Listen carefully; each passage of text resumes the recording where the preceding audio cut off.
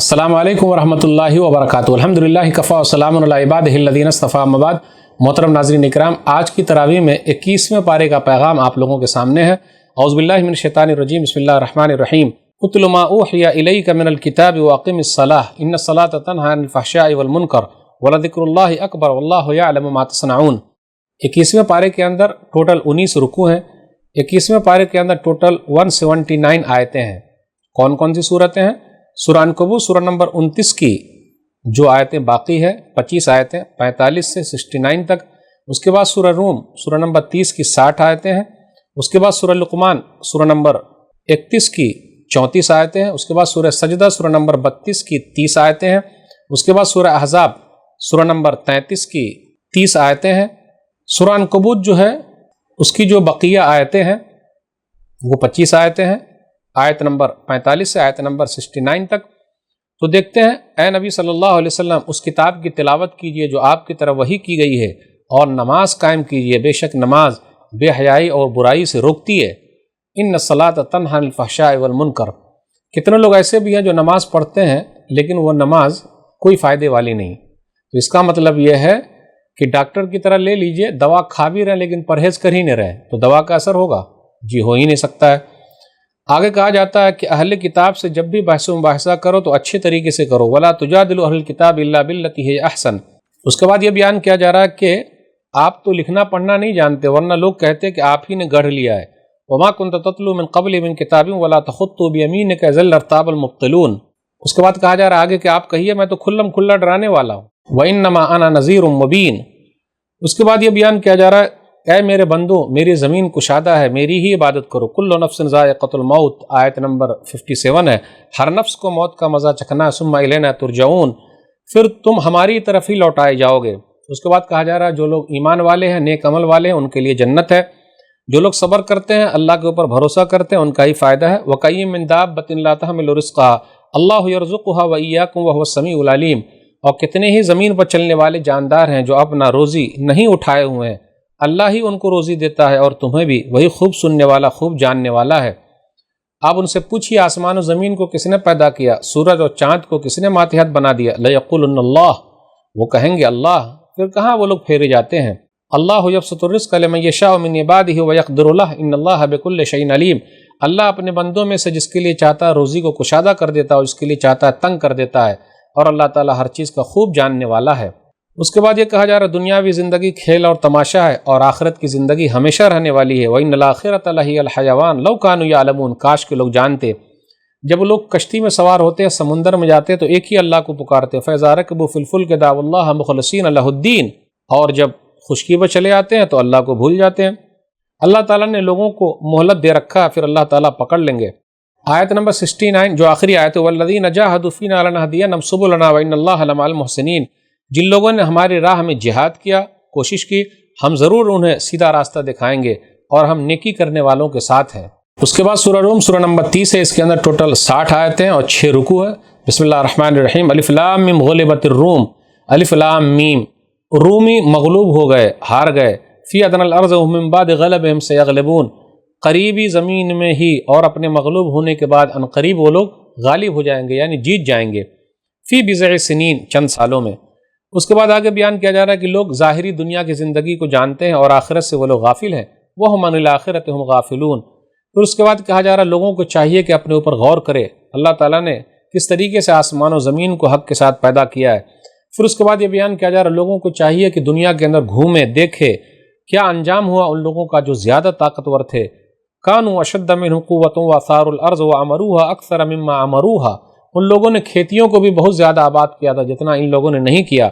फ़मा कान अल्लाहु लियज़लिमहुम वलाकिन कानू अनफुसहुम यज़लिमून। अल्लाह ने किसी पर जुल्म नहीं किया, वो खुद अपने ऊपर जुल्म करने वाले थे। फिर उसके बाद कहा जा रहा है जो लोग ईमान वाले, नेक अमल करने वाले हैं, वो जन्नत के अंदर होंगे, लेकिन जो लोग काफिर हैं, आखिरत को झुटलाते हैं, वो दर्दनाक अजाब में होंगे। फिर उसके बाद बयान किया जा रहा है फ़सुबहानल्लाह हीन तुमसून व हीन तुस्बिहून व लहुल हम्दु फ़िस समावाति वल अर्ज़ि व अशिय्यन व हीन तुज़हिरून। आयत नंबर 17 और 18 है। बस तुम अल्लाह की तस्बीह बयान करो, शाम करो जब तुम सुबह करो, और आसमान और ज़मीन में तमाम तारीफ़ उसी की है, और उसी की तस्बीह बयान करो तीसरे पहर भी और जब तुम ज़ुहर करो। ये दोनों आयतों में 5 वक्त की नमाज का तज़किरा है। ظہر، عصر، مغرب، عشاء، فجر، آدمی آرام سے دیکھ لے۔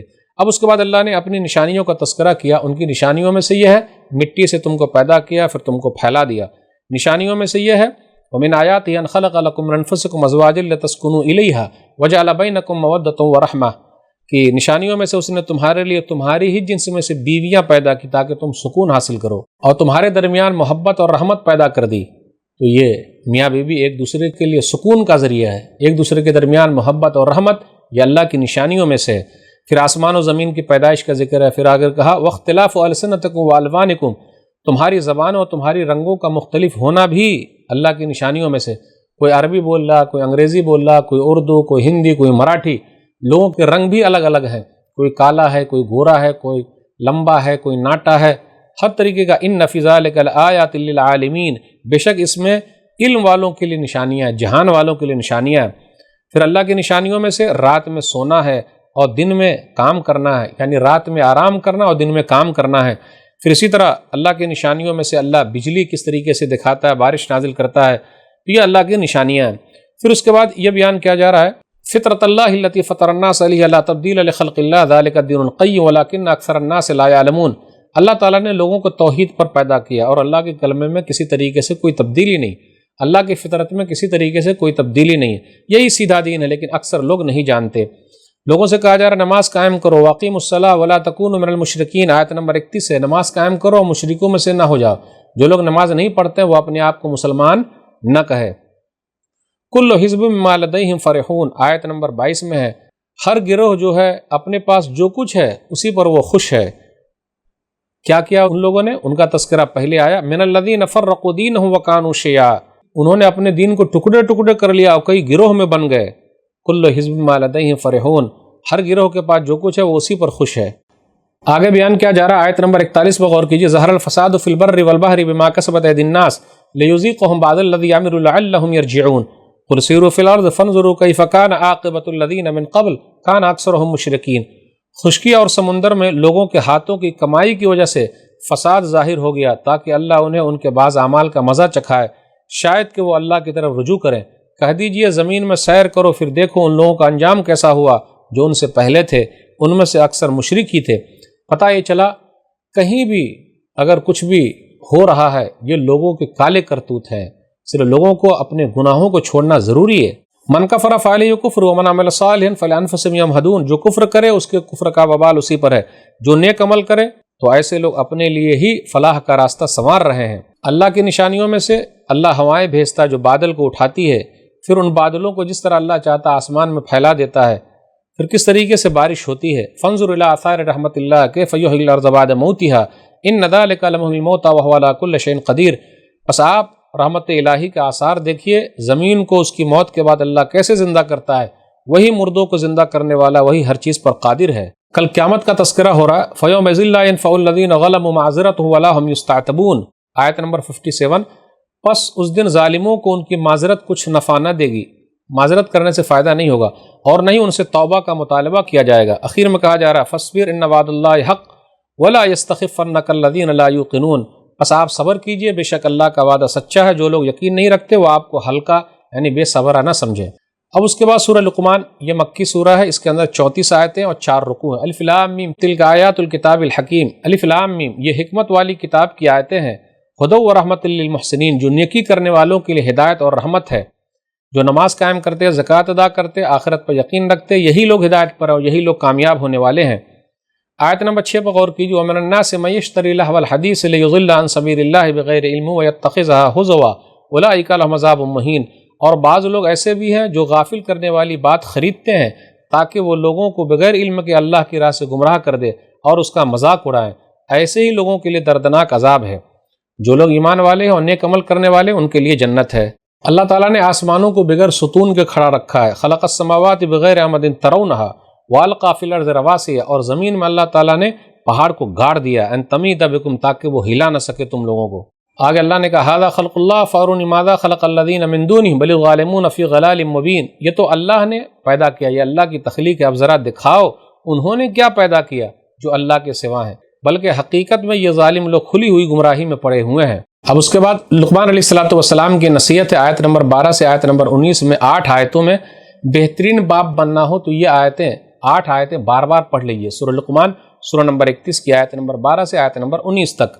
آیت نمبر 12 بغور کیجیے. اپنے بیٹے کو نصیحت کرتے ہوئے کہتے ہیں یا بنی لا تشرک باللہ ان الشرک لظلم عظیم، بیٹے اللہ کے ساتھ کسی کو شریک نہ کرنا، بے شک شرک بہت بڑا ظلم ہے. پھر بیچ میں یہ کہا گیا اس کے بعد والی آیت میں کہ ہم نے انسان کو وصیت کی ہے کہ ماں باپ کے ساتھ اچھا رہے. حملت وهن على وهن وفصاله في عامين ان اشكر لي ولوالديك، خاص طور پہ ماں جو تکلیف پر تکلیف اٹھاتی ہے اور اس کا دودھ پلانا 2 سال تک ہے کہ میرا شکریہ ادا کرو اور اپنے ماں باپ کا بھی. پھر ماں باپ اگر شرک کرنے کے لیے کہے تو بات مت مانو. فلا تطعهما وصاحبهما في الدنيا معروفا، لیکن دنیاوی معاملے میں اچھے طریقے سے رہو. پھر بیچ میں ایک آیت اور آئی ہے آیت نمبر 16 یا بنی انها ان تکن مثقال حبۃ من خردل فتکن فی صخرۃ او فی السماوات او فی الارض یأتی بها اللہ ان اللہ لطیف خبیر. میرے بیٹے اگر کوئی چیز رائی کے دانے کے برابر ہو، پھر وہ چٹان کے اندر ہو یا پھر آسمانوں میں ہو اور زمین میں ہو، اللہ اس کو لائے گا. اللہ بڑا باریک بین ہر چیز کی خبر رکھنے والا ہے. اب دیکھ لیجئے ایک رائی کے برابر چیز ہے لیکن کہاں چھپی ہوئی ہے؟ چٹان میں. رائی کے برابر چیز چاہے آسمان میں، رائی کے برابر چیز چاہے زمین میں، کوئی پوشیدہ رہے کوئی چیز نظر آئے، ہر چیز کا اللہ تعالیٰ جاننے والا بڑا باریک بین ہے. پھر وہ وصیت کرتے ہوئے نصیحت کرتے ہوئے کہتے یا بنی اقم الصلاۃ، بیٹے نماز قائم کرنا. تو بچپن سے اپنے بچوں کو نمازی بنائیے، بار بار بولتے رہیے، مرتے دم تک بولتے رہیے، ہمت نہیں ہارنا ہے، کوشش کرتے رہنی ہے. پھر کہا وامر بالمعروف ونہی عن المنکر واصبر علی ما اصابک ان ذلک من عزم الامور، بیٹے بھلائی کا حکم دینا، برائیوں سے روکنا، صبر کرنا، جو تکلیف پہنچے بے شک یہ پکے کاموں میں سے ہے. پھر آگے کہا ولا تصائر خدک للناس ولا تمشی فی الارض مرحا، تکبر کے ساتھ اپنا رخ مت پھیرنا اور زمین میں اکڑ کے مت چلنا، بے شک اللہ تعالیٰ تکبر کرنے والے اور فخر کرنے والے کو پسند نہیں کرتا. وقصد فی مشیک، اپنی چال میں میانہ روی اختیار کرنا. وغضض من صوتک، اب بولتے وقت آواز کو پست رکھنا. ان انکر الاصوات لصوت الحمیر، بے شک آوازوں میں بدترین آواز گدھے کی آواز ہے. آگے اللہ تعالیٰ نے ذکر کیا کہ آسمان و زمین کو تمہارے ماتحت کر دیا. وَأَسْبَغَ عَلَيْكُمْ نِعَمَهُ ظَاهِرَةً وَبَاطِنَةً، اور اپنی ظاہری و باطنی تمام نعمتیں تم پر پوری کر دی ہے. لوگوں سے کہا جاتا ہے ایک اللہ کی طرف آؤ تو کیا کہتے ہیں؟ بل نتبع ما وجدنا علیہ آباءنا اولو کان الشیطان یدعوہم الی عذاب السعیر، بلکہ ہم تو اسی چیز کے پیروی کریں گے جن پر ہم نے اپنے باپ دادا کو پایا ہے، بھلا اگرچہ شیطان ان کو جہنم کے عذاب کی طرف ہی بلاتا رہا ہو تب بھی. آگے یہ بیان کیا جا رہا ہے ومن کفر فلا یحزنک کفرہ، جو کفر کرے اے نبی صلی اللہ علیہ وسلم اس کا کفر آپ کو غم میں نہ ڈال دے. لوگوں کو اللہ تعالیٰ نے مہلت دے رکھی ہے، پھر اللہ تعالیٰ پکڑ لیں گے. آسمان و زمین کو کس نے پیدا کیا؟ تو وہ لوگ کہیں گے اللہ. اس کے بعد یہ بیان کیا جا رہا ہے وَلَوْ أَنَّ مَا فِي الْأَرْضِ مِنْ شَجَرَةٍ أَقْلَامٌ وَالْبَحْرُ يَمُدُّهُ مِنْ بَعْدِهِ سَبْعَةُ أَبْحُرٍ مَا نَفِدَتْ كَلِمَاتُ اللَّهِ إِنَّ اللَّهَ عَزِيزٌ حَكِيمٌ. زمین میں جتنے بھی درخت ہیں سب قلم بن جائیں اور سمندر کا پانی سیاہی بن جائے، 7 سمندر بھی سیاہی بن جائے، لیکن اللہ کے کلمات، اللہ کی تعریف کبھی ختم ہونے والے نہیں. بے شک اللہ غالب ہے، خوب حکمت والا ہے. دن کو رات میں، رات کو دن میں اللہ ہی داخل کرتا ہے. سورج چاند ستاروں کو اللہ نے مسخر کر دیا ہے. پھر اسی طرح کشتی بھی جو چل رہی اللہ کی نعمت سے چل رہی ہے. لوگ جب کشتیوں میں سوار ہوتے ہیں اور سمندر کے اندر موجیں آتی ہیں تو ایک ہی اللہ کو یاد کرتے ہیں، مخلصین لہ الدین. اس کے بعد قیامت کا منظر ہے بیان کیا جا رہا ہے. لوگوں اپنے رب سے ڈرو اور ڈرو اس دن سے. وَاخْشَوْا يَوْمَ لَا يَجْزِي وَالِدٌ عَن وَلَدِهِ وَلَا مَوْلُودٌ هُوَ جَازٍ عَن وَالِدِهِ شَيْئًا. اس دن کوئی والد اپنے اولاد کے کام نہیں آئے گا اور نہ کوئی اولاد اپنے والد کے کچھ کام آئے گی. ان وعد اللہ حق، بے شک اللہ کا وعدہ سچا ہے. فلا تغرنکم الحیات الدنیا ولا یغرنکم باللہ الغرور، دنیاوی زندگی دھوکے میں نہ ڈال دے اور دھوکہ باز دھوکے میں نہ ڈال دے. آیت نمبر 34 ہے، اس میں 5 چیزوں کا ذکر ہے. اس کا علم اللہ ہی کو ہے. ان اللہ عندہ علم الساعہ وینزل الغیث ویعلم ما فی الارحام وما تدری نفس ماذا تکسب غدا وما تدری نفس بأی ارض تموت. قیامت کا علم اللہ کے پاس ہے، کب قیامت آئے گی، بارش کب نازل ہوگی اللہ ہی کو معلوم ہے. کہیں کہیں کچھ لوگ اندازہ لگا لیتے ہیں، یہ بھی اللہ کی طرف سے ہے، اللہ اس کے دماغ میں ڈالتا ہے تو سائنسدان لوگ بتا دیتے ہیں. نمبر 3 ماں کے پیٹ میں کیا ہے. آج کل لوگ مشین سے پتہ کر رہے ہیں، لیکن کیا وہ کالا ہے، گورا ہے، پھر اسی طرح کیا وہ مومن ہے، کافر ہے، اللہ ہی کو پتہ ہے. وما تدری نفس ماذا تکسب غدا، کل کیا کمائے گا اللہ ہی کو معلوم ہے. پھر 5ویں چیز یہ ہے کہ وہ کہاں مرے گا پتہ ہی نہیں. موت لکھی رہتی ہے تو وہاں تک آدمی چل کے جاتا ہے. بے شک اللہ تعالیٰ خوب جاننے والا، خوب خبردار ہے. اب اس کے بعد جو سورہ سجدہ ہے، یہ مکی سورہ، اس کے اندر 30 آیتیں، 3 رکوع ہیں. سورہ سجدہ کی فضیلت میں ایک حدیث بیان کرنا چاہتا ہوں. صحیح بخاری کتاب الجمعہ حدیث نمبر 891. ابو ہریرہ رضی اللہ تعالیٰ عنہ بیان فرماتے ہیں کہ نبی صلی اللہ علیہ وسلم جمعہ کے دن فجر کی نماز میں الف لام میم تنزیل السجدہ اور حل اتی علی الانسان سورہ دہر کی قرات کیا کرتے تھے۔ جابر رضی اللہ تعالیٰ عنہ سے یہ بھی روایت ہے مسند احمد جلد نمبر 3 صفحہ نمبر 340 میں کہ نبی صلی اللہ علیہ وسلم سورہ سجدہ اور تبارک الذی بیدہ الملک پڑھے بغیر نہیں سوتے تھے۔ تو اس سورہ کی فضیلت ہے۔ الف لام میم تنزیل الکتاب لا ریب فیہ من رب العالمین، اس میں کوئی شک نہیں کتاب کا نزول رب العالمین کی طرف سے ہے۔ لوگ کہتے ہیں کہ گڑھ لیا، تو آپ کہیے نہیں بلکہ تمہارے رب کی طرف سے ہے۔ یہ آسمان و زمین کو اللہ نے پیدا کیا، ثم استوی علی العرش، پھر وہ عرش پر مستوی ہوا۔ اس لیے اللہ تعالیٰ ہر جگہ نہیں ہے، آیت نمبر 4 کے اندر ہے، بلکہ اللہ عرش پر مستوی ہے۔ انسان کے بارے میں بیان کیا جا رہا ہے، وہ جس نے جو چیز پیدا کی بہت اچھی پیدا کی ہے، اور انسان کی پیدائش کا آغاز مٹی سے کیا ہے، پھر اس کی نسل کو ایک حقیر پانی کے جوہر سے پیدا کیا، پھر اسے درست کر دیا اور اس میں روح پھونک دی۔ اللہ نے نعمتوں کا ذکر کیا، وَجَعَلَ لَكُمُ السَّمْعَ وَالْأَبْصَارَ وَالْأَفْئِدَةَ قَلِيلًا مَا تَشْكُرُونَ، تمہارے کان، آنکھ اور دل بنائے، بہت کم تم شکریہ ادا کرتے ہو۔ پھر اس کے بعد یہ کہا جا رہا ہے روح قبض کرنے کے لیے ملک الموت آتے ہیں، قُلْ يَتَوَفَّاكُم مَلَكُ الْمَوْتِ الَّذِي وُكِّلَ بِكُمْ ثُمَّ إِلَىٰ رَبِّكُمْ تُرْجَعُونَ، کہہ دیجئے تمہیں موت کا فرشتہ موت دے گا جو تم پر مقرر کیا گیا ہے، پھر تم اپنے رب کی طرف ہی لوٹائے جاؤ گے۔ اس وقت لوگ کہیں گے ربنا ابصرنا وسمعنا فرجعنا نعمل صالحا انا موقنون، اے ہمارے رب ہم نے دیکھ لیا اور سن لیا، بس تو ہمیں دنیا میں واپس لوٹا دے تاکہ ہم نیک عمل کریں، بے شک ہم یقین کرنے والے ہیں۔ اللہ نے کہا نہیں، بس یہ بات ثابت ہو چکی ہے کہ اللہ جہنم کو بھرے گا جناتوں میں سے اور انسانوں میں سے بھی، بات ثابت ہو چکی ہے، اور لوگ کریں گے اس کے حساب سے اللہ نے لکھ دیا ہے۔ آگے یہ بیان کیا جا رہا ہے نیک لوگ کیسے ہیں، تتجافى جنوبهم عن المضاجع يدعون ربهم خوفا وطمعا ومما رزقناهم ينفقون، ان کے پہلو ان کے بستروں سے جدا رہتے ہیں، وہ اپنے رب کو خوف اور امید کے ساتھ پکارتے ہیں، اور ہم نے جو روزی دی ہے ان میں سے وہ خرچ کرتے ہیں۔